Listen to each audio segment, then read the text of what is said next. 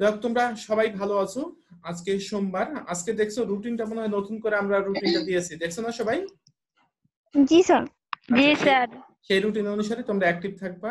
যে সময় ক্লাস আছে যার যখন, তখন সেই অনুসারে সেই স্যার বা ম্যাডামরা ক্লাস নেবেন। দেখ আমরা শুরু করি।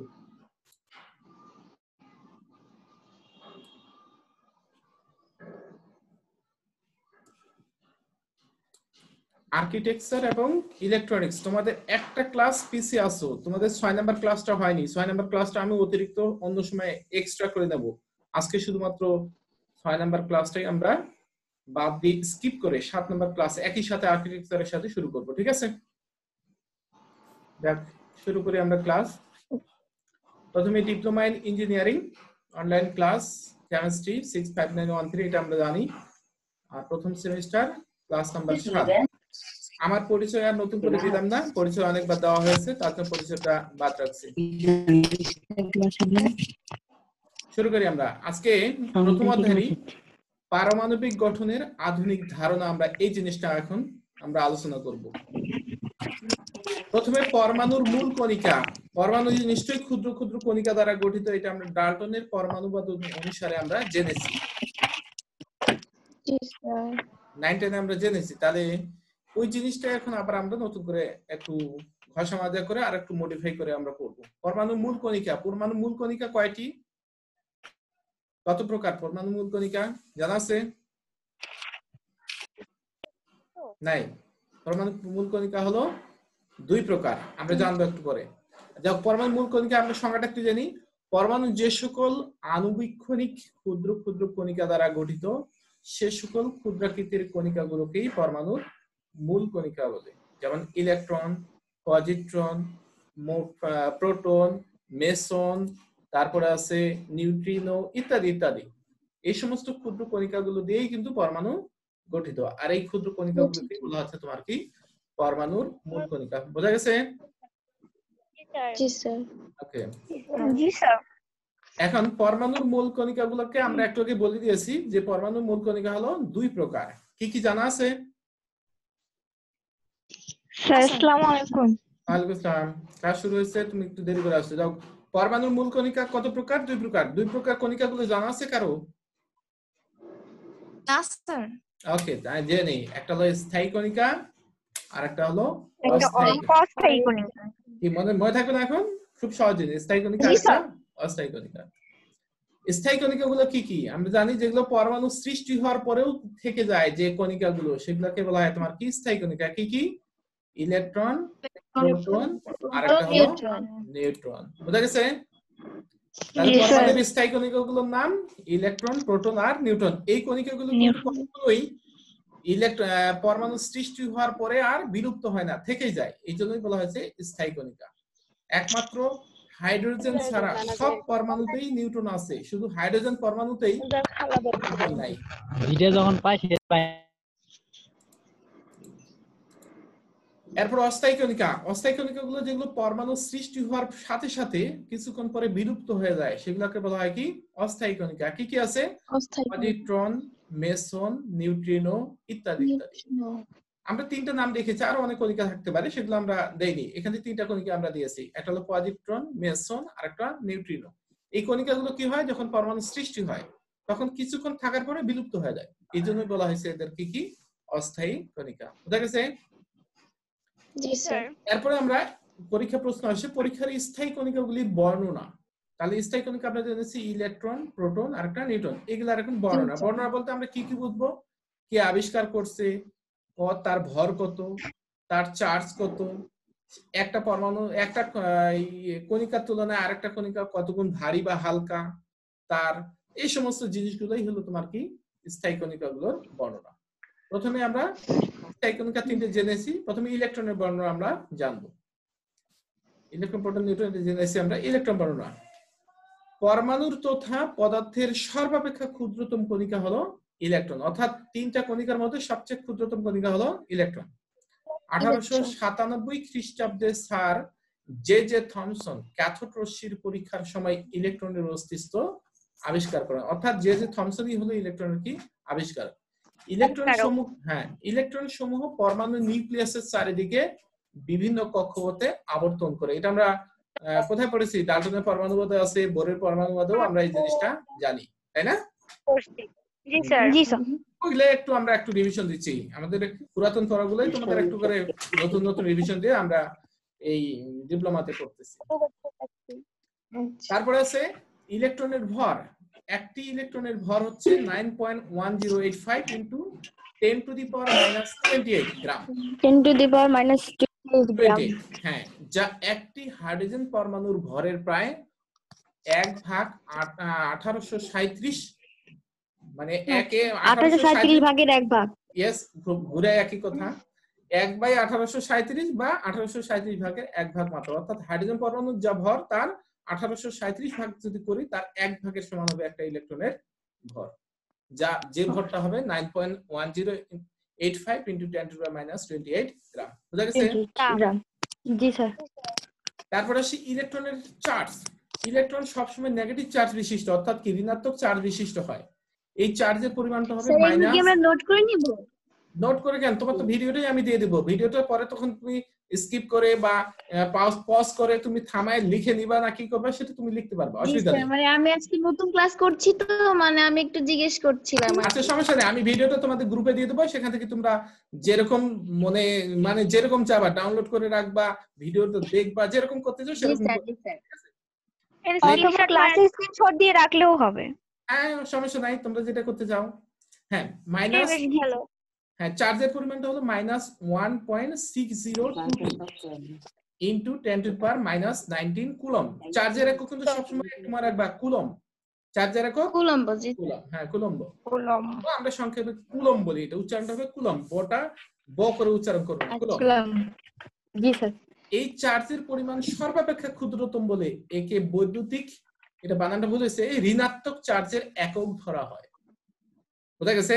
আমরা যে বিদ্যুতের চার্জ মাপি না, সেই বিদ্যুতের চার্জের এককটাই হলো তোমার কি, এই যে এটা -1.6022 into 10 to the power -19 coulomb. অর্থাৎ এত চার্জ, এত কুলম চার্জ সমান একক ধরবো আমরা। এই একক ধরে পরবর্তীগুলোকে আমরা কম্পেয়ার করে তার কত চার্জ হবে সেটা আমরা কি পরিমাপ করব। বুঝা গেছে? জি স্যার। জি স্যার। তারপরে ইলেকট্রনের প্রতীক। ইলেকট্রনকে কি প্রতীক দ্বারা প্রকাশ করা হয়? ইলেকট্রনের প্রতীক হলো, ইলেকট্রনের বানান হলো ELECTRON, ছোট হাতের ই। তাহলে ইলেকট্রনটার প্রতীক হবে ই, বা এটার চার্জটাকে ইন্ডিকেট করে ওইভাবে উল্লেখ করা হয়। ই বাম দিকে উপরে 0, নিচে হলো -1। চার্জটাকে কিভাবে বলবো? এটা আমরা এই যে উপরের দিকে 0 মানে তার ভর 0, আর নিচের দিকে ভর না, তার হলো আধানটা নিচে দেওয়া হয়েছে -1, আধান। জি স্যার, আধান। এটা হলো 0। ঠিক আছে? এই প্রতীক দ্বারা প্রকাশ। আমরা ডান দিকেরটা না প্রকাশ করে বাম দিকে শুধু ই লিখলেই আমরা ইলেকট্রনকে বুঝে থাকবো। ইলেকট্রন আছে। ঠিক আছে? Okay sir. এই গেল ইলেকট্রন শেষ। এখন আমরা পড়ব কি, প্রোটন। প্রোটন। ওই একই রকম বর্ণনা। কে আবিষ্কার করছে, আবিষ্কারকের নাম। ইলেকট্রনের মতো প্রোটনও সকল পদার্থের পরমাণুর একটি সাধারণ উপাদান। মানে ইলেকট্রন আর প্রোটন এই দুটা যে কোনো পরমাণুতে থাকতেই হবে। এই দুটার মধ্যে একটা ঘাটতি হলে ইলেকট্রন পরমাণু সৃষ্টি হবে না। মানে দুইটা থাকতে হবে, ইলেকট্রন আর প্রোটন। ইলেকট্রনের চার্জ নেগেটিভ, প্রোটনের চার্জ হলো কি তোমার পজিটিভ। এই তথ্য সর্বপ্রথম প্রমাণ করেন বিজ্ঞানী রাদারফোর্ড 1919 খ্রিস্টাব্দে। এটি পরমাণু নিউক্লিয়াসে অবস্থান করে। আগেরটা হলো কক্ষপথে অবস্থান করে ইলেকট্রন, আর পরমাণুর কেন্দ্রে থাকবে তোমার কি, প্রোটন। হ্যাঁ, নিউক্লিয়াসে থাকবে তোমার কি, প্রোটন। প্রোটনের ভর হলো 1.673 ইনটু 10 টু দি পাওয়ার -24 গ্রাম। 24 গ্রাম। যা একটি হাইড্রোজেন পরমাণুর ভরের কি সমান।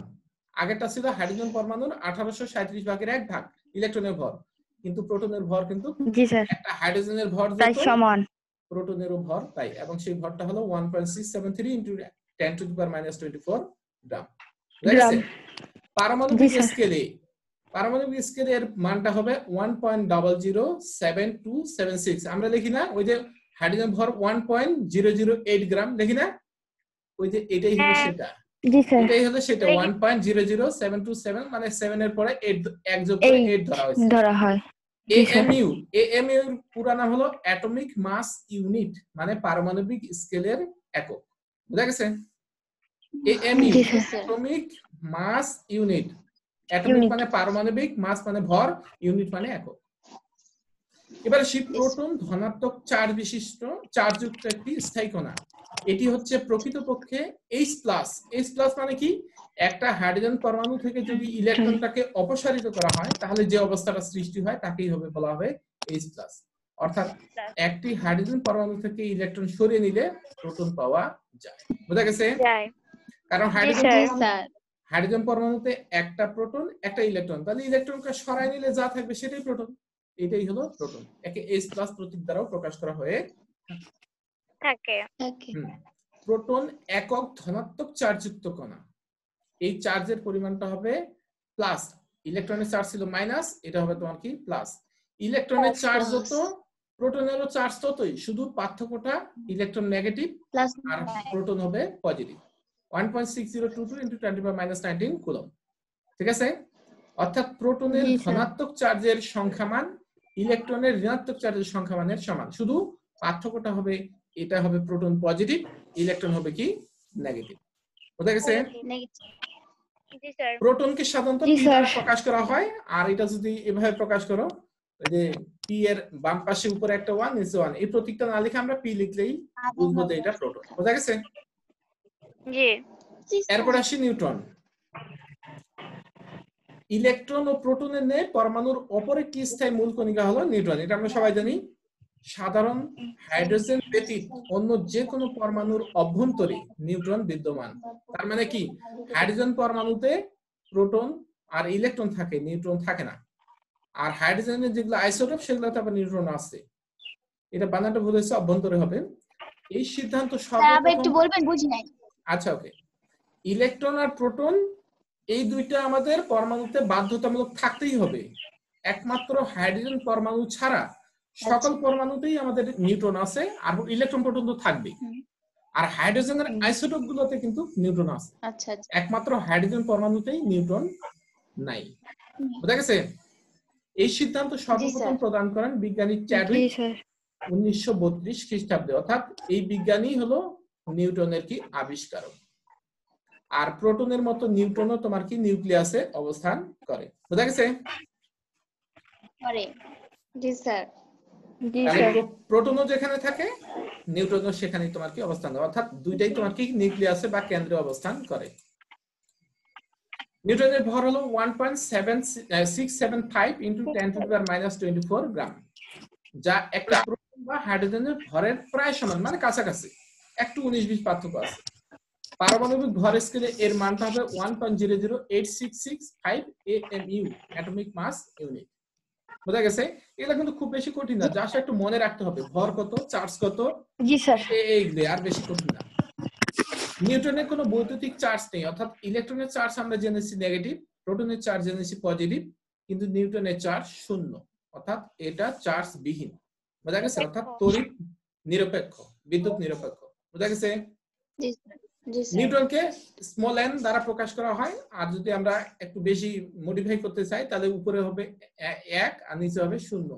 শূন্যটাই হলো চার্জ, আর উপরেরটা হলো তোমার কি ভর সংখ্যা, মানে নিউটনের ভর আমরা 1 হিসেবে ধরব। ঠিক আছে? জি স্যার। এই হলো আমাদের কি ইলেকট্রনের পরমাণুর স্থায়ী কণিকাগুলির বর্ণনা। স্থায়ী কণিকা কয়টা পড়লাম আমরা? 3টা, ইলেকট্রন, প্রোটন, নিউট্রন। তাহলে এই বর্ণনাটা মাঝে মাঝে রচনামূলক কোশ্চেনেও দেখা যায়, তাহলে ওটা আমরা একটু মনে রাখবো। ঠিক আছে? আচ্ছা। এরপরে আমরা পড়বো পারমাণবিক সংখ্যা। কারো ধারণা আছে পারমাণবিক সংখ্যা কাকে বলা হয়? পারমাণবিক সংখ্যা? ইয়েস, কে বলতে পারবে?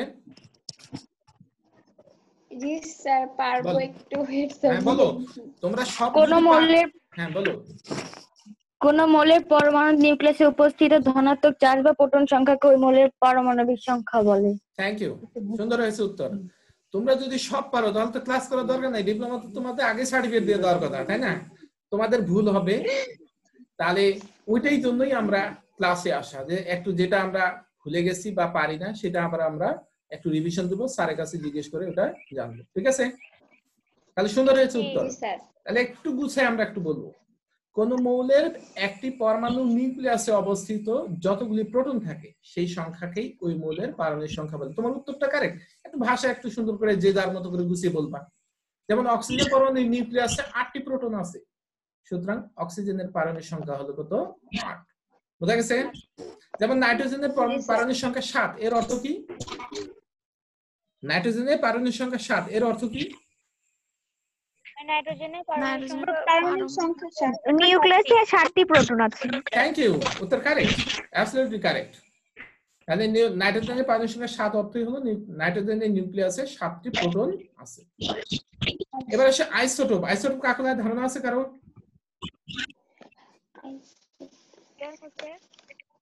না থাকলে বলবো জানি না তাহলে আমি পরবর্তীতে আমি আবার বলে দেব জি স্যার বলেন ওকে থ্যাংক ইউ বিভিন্ন ভর সংখ্যা বিশিষ্ট একই মৌলের পরমাণুকে আইসোটোপ বলে কথাটা যদি একটু ঘুরিয়ে বলি আমি কি বললাম বিভিন্ন ভর সংখ্যা বিশিষ্ট একই মৌলের পরমাণুকে আইসোটোপ বলে এখন যদি আরেকবার আমরা ঘুরায় বলি যে সকল পরমাণুর পারমাণবিক সংখ্যা একই কিন্তু ভর সংখ্যা ভিন্ন পারমাণবিক সংখ্যা একই কিন্তু ভর সংখ্যা ভিন্ন তাকেই বলা হয় কি আইসোটোপ যেমন আমরা উদাহরণে আসি দেখো এখানে দেখো উদাহরণটা হাইড্রোজেনের 1 1 1 তিনটাই কিন্তু পারমাণবিক সংখ্যা 1 কিন্তু ভর দেখো ভর সংখ্যা 1 2 আর একটা 3 তার মানে কি পারমাণবিক সংখ্যা একই কিন্তু ভর সংখ্যা ভিন্ন এইগুলাকেই পরস্পরের বলা হয় কি আইসোটোপ বুঝা গেছে আইসোটোপ হ্যাঁ জি স্যার তাহলে সংজ্ঞাটা কি আমরা আবার আরেকভাবে ঘুরায় বলতে পারি যে সকল পরমাণুর পারমাণবিক সংখ্যা একই কিন্তু ভর সংখ্যা ভিন্ন সেই সকল পরমাণুকে পরস্পরের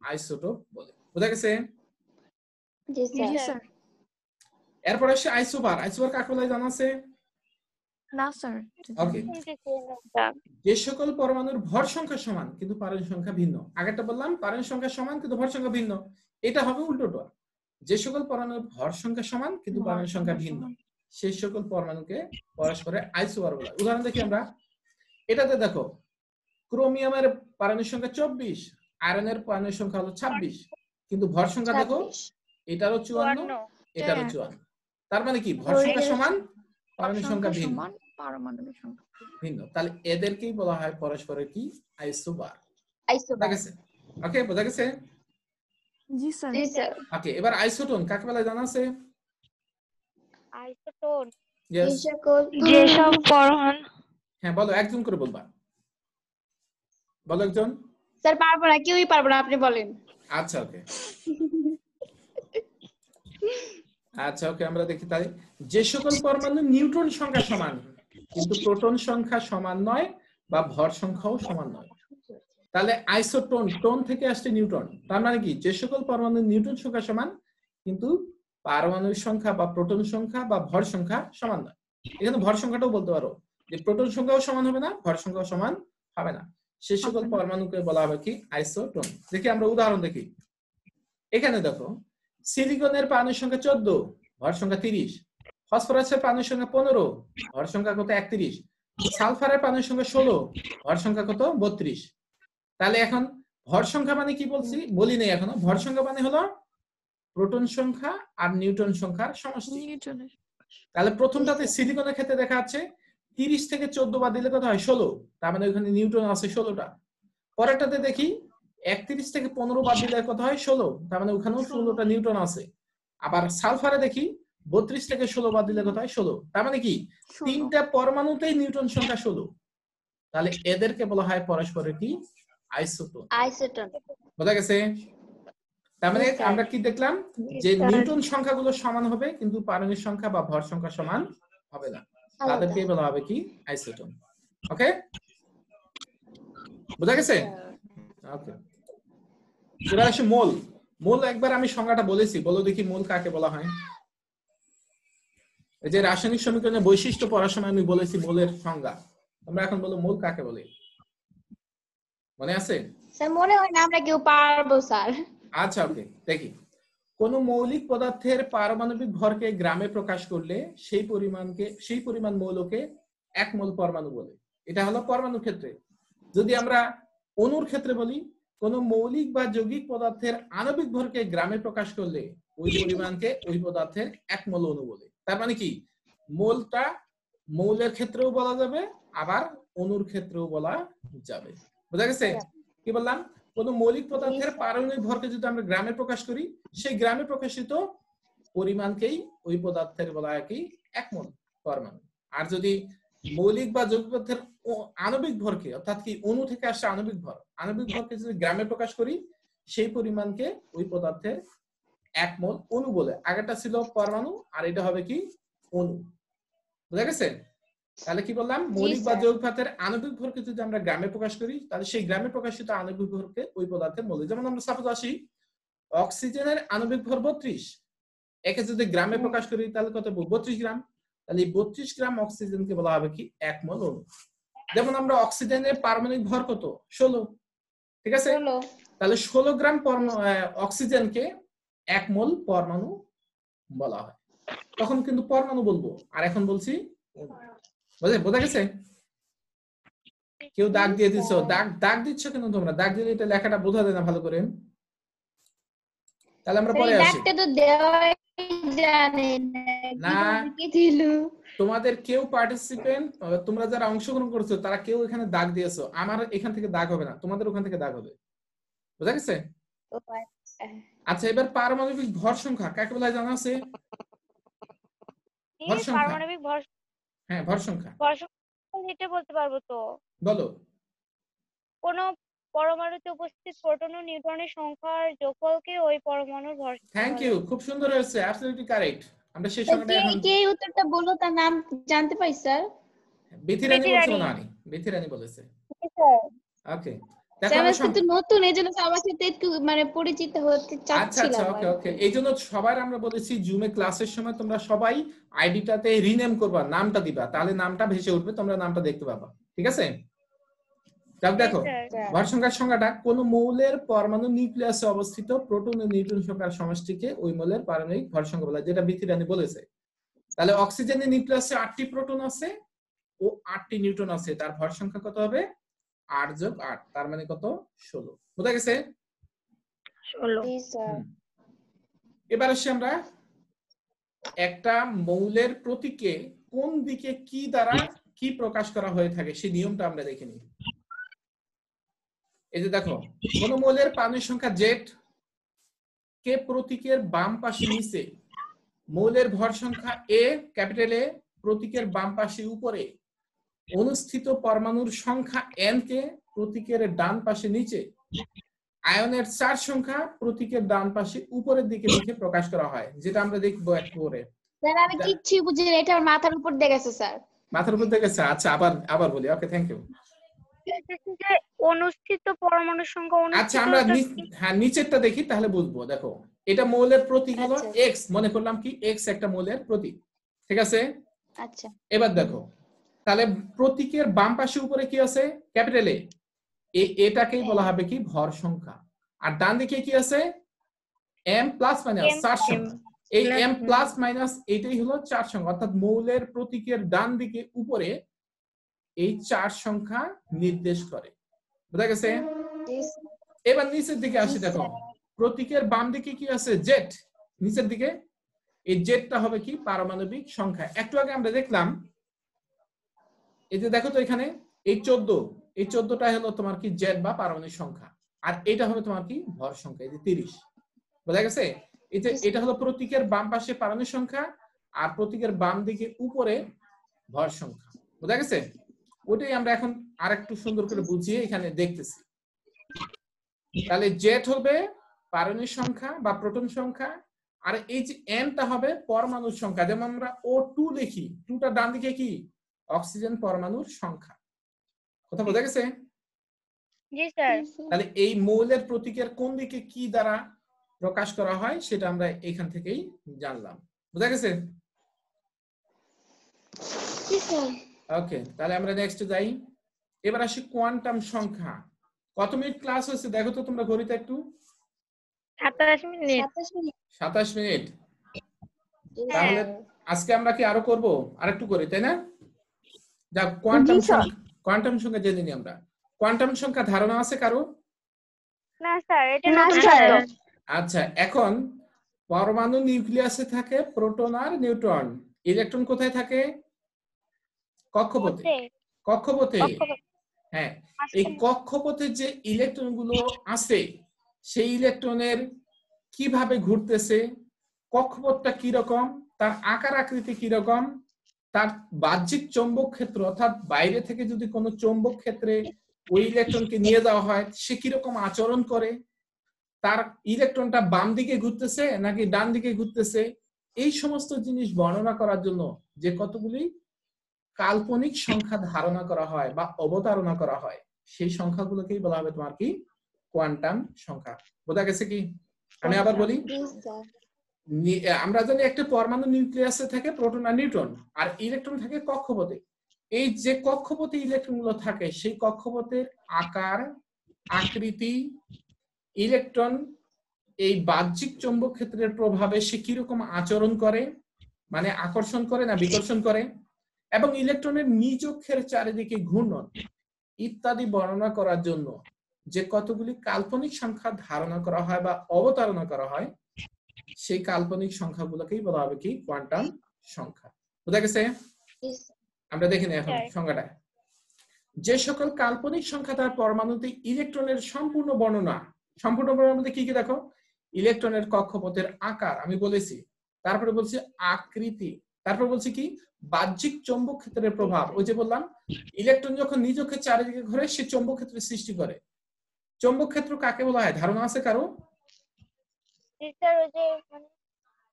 তার মানে কি একটা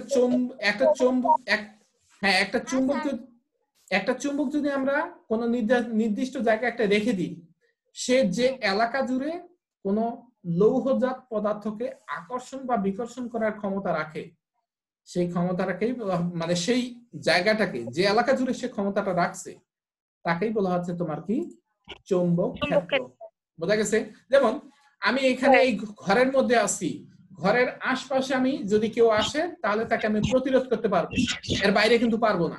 তাহলে আমার ঘরটা হলো কি আমার ক্ষেত্র বা আমার নিয়ন্ত্রণ ক্ষেত্র। ঠিক চুম্বক একটা যদি একটা নির্ধারিত একটা জায়গায় রেখে দিলে সে কতটুকু দূরত্বে সে আকর্ষণ বা বিকর্ষণ করতে পারে সেই এলাকাটাকে বলা হচ্ছে তোমার কি চুম্বক ক্ষেত্র। বুঝা গেছে? তাহলে ইলেকট্রন নিজ অক্ষের যখন চারিদিকে ঘুরে তখন কিন্তু চুম্বক ক্ষেত্রের সৃষ্টি হয়। আবার অন্যদিকে আরেকটা যদি দণ্ড চুম্বক আনি আমরা ইলেকট্রনের কাছাকাছি, তাহলে যদি ইলেকট্রনটার চুম্বক ক্ষেত্র আর ওই দণ্ড চুম্বকের চুম্বক ক্ষেত্র সমধর্মী হয় তাহলে বিকর্ষণ করবে, মানে দূরে ঠেলে দিবে, আর যদি সমধর্মী হয় তাহলে কি আকর্ষণ করবে। এটাই হলো চুম্বক ক্ষেত্রের প্রভাব। বুঝা গেছে? আরেকটা আছে ইলেকট্রনের ঘূর্ণন। ইলেকট্রনটা ঘড়ির কাঁটার দিকে ঘুরে না ঘড়ির কাঁটার বিপরীত দিকে ঘুরে, অর্থাৎ বাম দিকে ঘুরতেছে না ডান দিকে ঘুরতেছে, এটা যেটা বর্ণনা করা যায় সেটা একটা কোয়ান্টাম সংখ্যা। বুঝা গেছে? তাহলে এই চারটা জিনিস মনে রাখো, কক্ষপথের আকার, আকৃতি, বাহ্যিক চৌম্বক ক্ষেত্রের প্রভাব এবং ইলেকট্রনের ঘূর্ণন, এই চারটা জিনিস বর্ণনা করা যায় যে সমস্ত কাল্পনিক সংখ্যা দ্বারা, সেই কাল্পনিক সংখ্যাগুলোকেই বলা হচ্ছে তোমার কি কোয়ান্টাম সংখ্যা। তাহলে হ্যাঁ, আমরা তাহলে কয়টা জিনিস বলেছি? চারটা। তাহলে এই চারটা মানেই কোয়ান্টাম সংখ্যার প্রকারভেদ হলো 4 প্রকার। কোয়ান্টাম সংখ্যা তাহলে কয় প্রকার বললাম আমরা? 4 প্রকার। যে এই কোয়ান্টাম সংখ্যার প্রকারভেদ গুলো, একটা হলো প্রধান কোয়ান্টাম সংখ্যা, ইংরেজিতে বলা হয় প্রিন্সিপাল কোয়ান্টাম নাম্বার। তারপরে আছে সহকারী কোয়ান্টাম সংখ্যা, যাকে বলা হয় সাবসিডিয়ারি কোয়ান্টাম নাম্বার অথবা অ্যাজিমুথাল কোয়ান্টাম নাম্বার। 3 নাম্বারটা আছে ম্যাগনেটিক বা চৌম্বক কোয়ান্টাম সংখ্যা, ইংরেজিতে বলা হয় ম্যাগনেটিক কোয়ান্টাম সংখ্যা কোয়ান্টাম নাম্বার। আরেকটা আছে ঘূর্ণন কোয়ান্টাম সংখ্যা, যাকে ইংরেজিতে বলা হয় স্পিন কোয়ান্টাম সংখ্যা। মনে থাকবে 4টা কোয়ান্টাম সংখ্যা: প্রধান কোয়ান্টাম সংখ্যা, সহকারী কোয়ান্টাম সংখ্যা, ম্যাগনেটিক বা চৌম্বক কোয়ান্টাম সংখ্যা, আরেকটা হলো ঘূর্ণন কোয়ান্টাম সংখ্যা। সংখ্যাটার মধ্যে যদি তোমরা একটু ভালো করে মনে রাখো তাহলে কিন্তু মনে থাকবে আকার, আকৃতি, বাহ্যিক চৌম্বক ক্ষেত্রের প্রভাব আর ইলেকট্রনের ঘূর্ণন। যেটা আকার সেটা প্রধান কোয়ান্টাম সংখ্যা, আকৃতিটা হবে সহকারী কোয়ান্টাম সংখ্যা, বাহ্যিক চৌম্বক ক্ষেত্রের প্রভাবটা হবে চৌম্বক কোয়ান্টাম সংখ্যা, আর ঘূর্ণনটা হবে তোমার কি ইলেকট্রনের ঘূর্ণন মানে ঘূর্ণন কোয়ান্টাম সংখ্যা। এই চারটাই হলো কোয়ান্টাম সংখ্যা। আজকে আমরা এ পর্যন্ত থাকি, সময় প্রায় শেষের দিকে, ওই সিগন্যাল দিয়ে দিছে জুমের। ঠিক আছে? তাহলে আজকে এ পর্যন্ত শেষ করি। আর এখন যেগুলো তোমাদের